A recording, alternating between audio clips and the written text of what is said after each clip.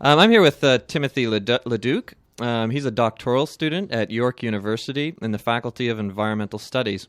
In fact, he's just successfully defended his doctoral research on dialogues between Inuit and scientific understandings of climate change. Congratulations. Thank you very much, And Simon. thanks for joining us, Tim.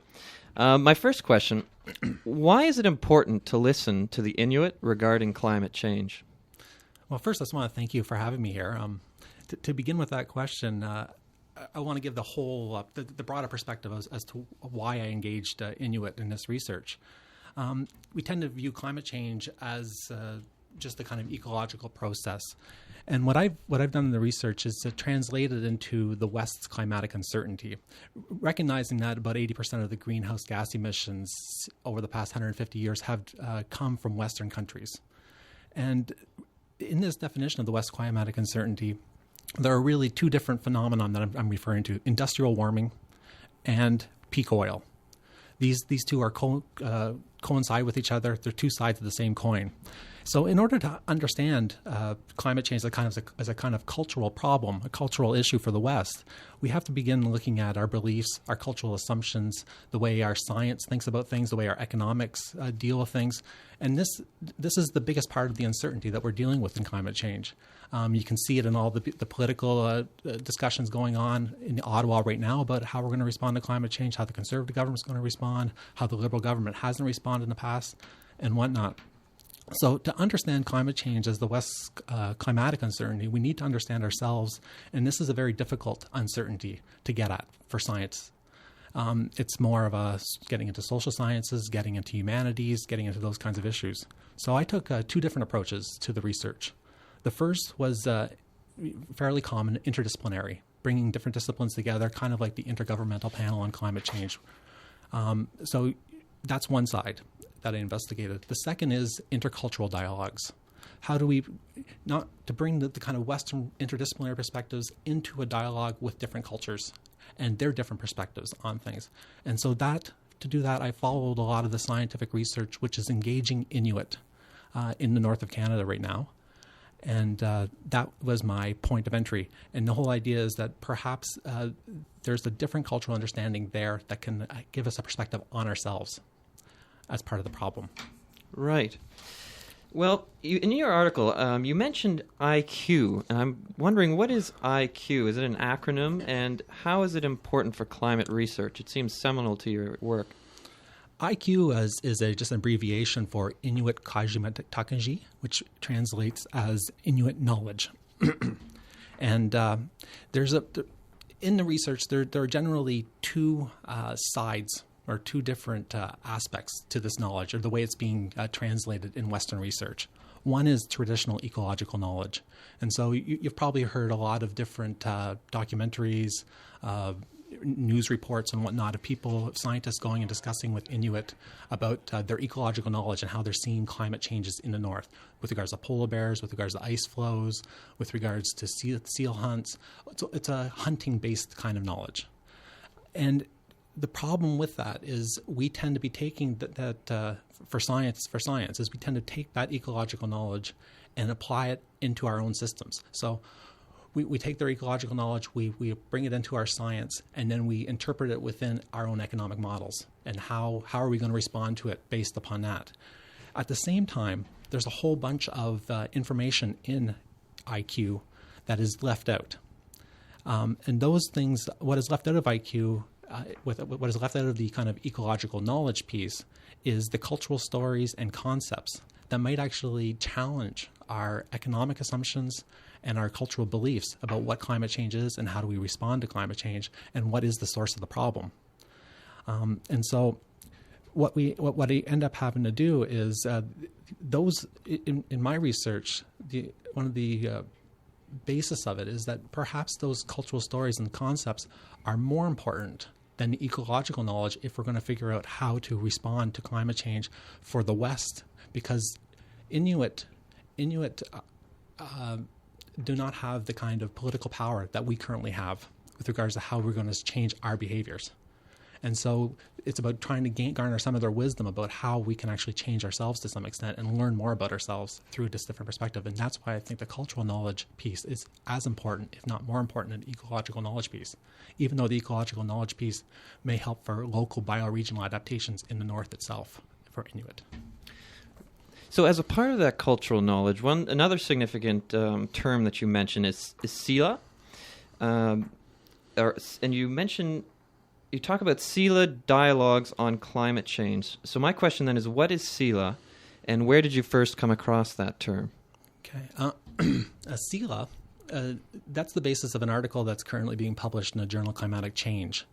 And the term Sila comes from two different sources. About 4 years ago, there was a documentary that I saw on television called Sila Alongatuk. And Sila Alongatuk was translated by these climate researchers, and it was put out by the International Institute for Sustainable Development. And it translated as "weather is changing," according to this research. And then there's a bunch of other research in this genre. There's a compilation of climate change scientists talking with Inuit called Earth is Faster Now. And it's a bunch of essays, and in there you'll find a number of different examples where Sila is translated as weather. But when I first came across Sila in this climate research, the first thing that hit me was an experience I had about a decade and a half ago taking an undergrad anthropology of religion course. And in that course, I came across a quote from Knud Rasmussen. And you might recognize that name because there's recently a movie called The Diaries of Knud Rasmussen that came out last year. And the reason it stuck with me is because not only did Knud Rasmussen talk about it, but then other scholars came after him and drew upon it heavily, like Mercy Iliad's book on shamanism, Joseph Campbell's book on the Masks of God, the first one on primitive mythologies, and there's a number of other ethnographies that have whole articles based on this concept of Sila. And I'm going to read a quote here from the Diaries of Knud Rasmussen that talks about Sila in this ethnographic research as a comparison to the climate research that has Sila as weather. And this is he's reciting a Inuit shaman by the name of Najagneq, and this is in the 1920s. Sila is a strong spirit, the upholder of the universe, of the weather, in fact all life on earth, so mighty that his speech to man comes not through ordinary words, but through storms, snowfalls, rain showers, the sea, through all the forces that man fears, or through sunshine, calm seas, or small innocent children. When times are good, Sila has nothing to say to humankind. He has disappeared into his infinite nothingness and remains away as long as people do not abuse life, but have respect for their daily food. No one has ever seen Sila. His place is so mysterious that he's with us and infinitely far away at the same time.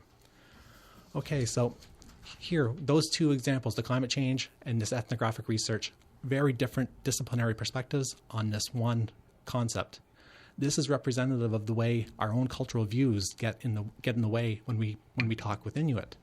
And so this reveals the importance of expanding that engagement by having a deeper interdisciplinary discussion with Inuit, by bringing these different perspectives together. And dealing with this problem of the West's climatic uncertainty, it may be helpful to be engaging these kinds of understandings that connect the human to the weather, that connect the human, that has a kind of very different sense of the weather as a kind of spiritual interconnection in some sense. But all this research with Inuit, what I've basically done is take interdisciplinary research on Inuit and on climate change. So the Intergovernmental Panel on Climate Change research, the Arctic Climate Impact Assessment research, all these different research that is being done on the ground with Inuit on climate change, and then took it together with all the ethnographic research that's been done over the past century with Inuit. And then took those pieces, brought them together into a dialogue, into two other separate dialogues. One was with a Inuit philosopher by the name of JPT Arnakak. He's based in Iqaluit. And I came across him about 4 years ago, I think now.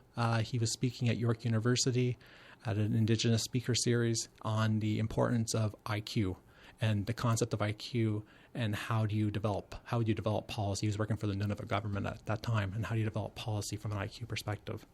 We engaged email conversations over the past 4 years after we got to know each other.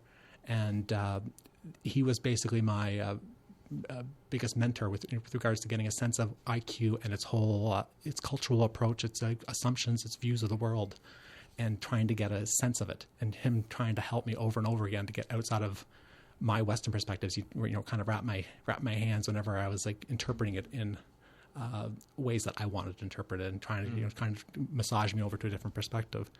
The other set of dialogues I had, was with a group of hunters and elders in Chesterfield Inlet, which is on the northwest coast of Hudson Bay.